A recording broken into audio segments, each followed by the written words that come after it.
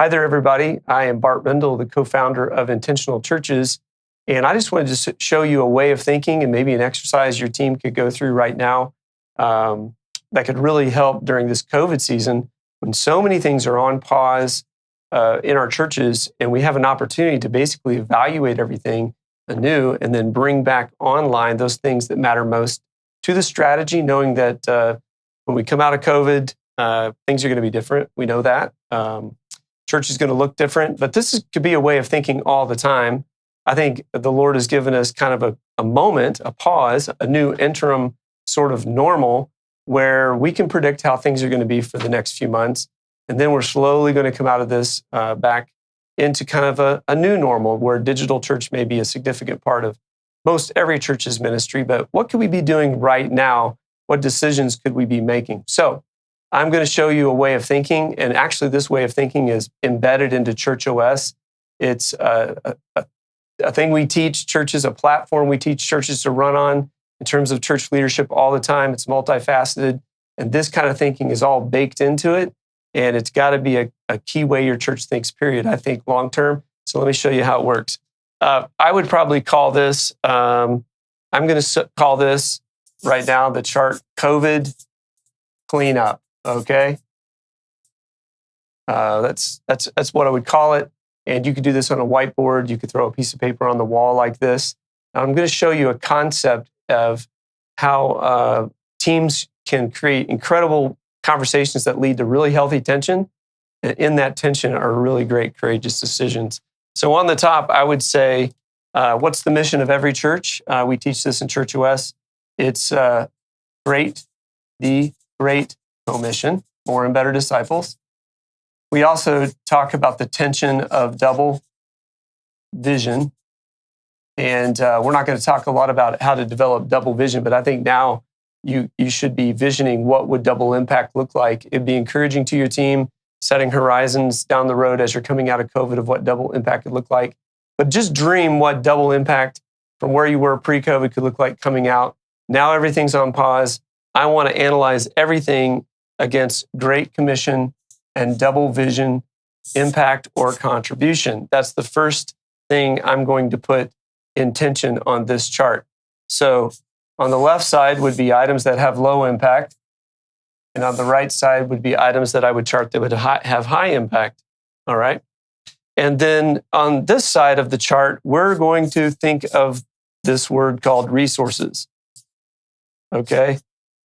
And in resources, we think in Church OS about 4 commodities of life and leadership.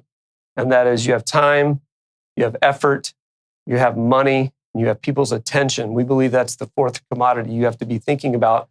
There's only so much attention span in people, or so much attention they will give to something.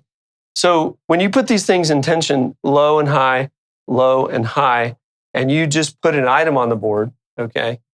I'll give you a good example of one. I'm just going to use one that I could think of. And again, we're thinking of specific ministries, strategic efforts inside your church. We have a thing we teach called the ministry buffet. So you could list this list of ministries you do, from quilting to small groups, to biker club, to picnic in the parks, and who knows what you could list that you used to do that you're probably not doing.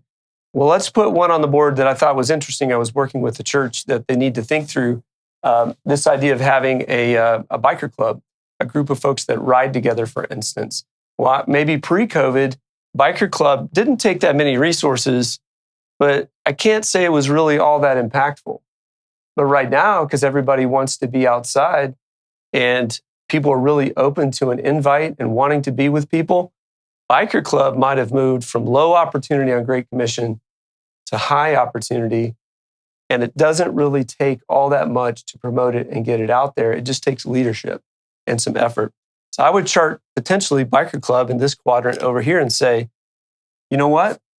I think it has potential higher opportunity right now to reach people and to create life-changing relationships and to share the good news of Jesus with those folks, perhaps. And so I'm going to chart it over there. But I'm going to look at something else we used to do. Maybe it is a church-wide event, takes a ton of time and effort and resources. We have it on the chart right now as something we think we might do. We don't know in COVID whether we can pull it off or not. It takes an all hands on deck type deal. Everybody involved in it. We promote it to the community. Tons of people show up, but I can't measure how much Great Commission impact there really is. Am I making more and better disciples through the event? Lots of effort, kind of low impact, right? So if it took a lot of effort and it was pretty low impact, then I'm probably going to chart effort is high, impact is low. And I might say over here on this side then, this is the picnic in the park event, right? So if I continue to chart everything that we do in our ministry, and we actually wrestled as a team through where each item charts and what quadrant it charts in, I got 6 or 8 key things, and I would be thinking, if it were me, since I have only so much time, energy, and effort to spend in leadership in the church, I would probably be thinking about those impactful things or those things that take a lot of effort. Chart those throughout this, maybe 4 or 5 items in each quadrant. And now I have a great list made of things that, if you look at what is low impact but low resources, this is the safe zone, right? This is the ho-hum stuff that, we could do it, but why would we keep doing it? If it's low impact but has high resources, right? Then this probably is pretty foolish to keep on the board, right? And if it's high impact but low resources, think about that. This is probably a golden opportunity. We need to pour fuel on it. Why wouldn't we go do this? And then if it's high impact, but it takes a lot of resources, I want to be careful. I want to analyze. Maybe I want to narrow that list down to 1 or 2 things and put them in play. Maybe digital church right now is potentially high impact.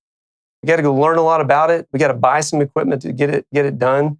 So it would be down here in the more entrepreneurial or bold category. This stuff here is pretty bold, and we want to be measured about it. So I'm going to even just write there. This could be right now for you a digital church expression that actually makes more and better disciples. Now, if I had 4 or 5 items listed as a team, what I would do is try to discern and vote what rises to the surface is maybe the most foolish. Can we capture that resource? Maybe the boldest. Which one of those should we try? Which one is the golden item that somebody should pour some fuel on? Biker Club should be cranked up and communicated, and it should be 3 times its size in the next couple of months. And in the safe zone, I'm not exactly sure. Sometimes we need to do things because they're just easy. We've been doing them. Sometimes safe zone things, though, are like not exciting, ho-hum, and they don't yield that much fruit. Maybe we could grab some resource there too. Next thing is, if you did prioritize, create a clear action plan with owners, due dates, what are we going to do about that item? And then lastly, something in church we got to do very well always is communicate clearly whatever that plan is with our church family, because we're going to come out of COVID making some changes, but being stronger and more strategic than we've ever been, because we had this healthy conversation that really is a part of Church OS and what we teach teams. It's got all kinds of thinking in it like that. If you want to know more about how to partner with us, visit intentionalchurches.com.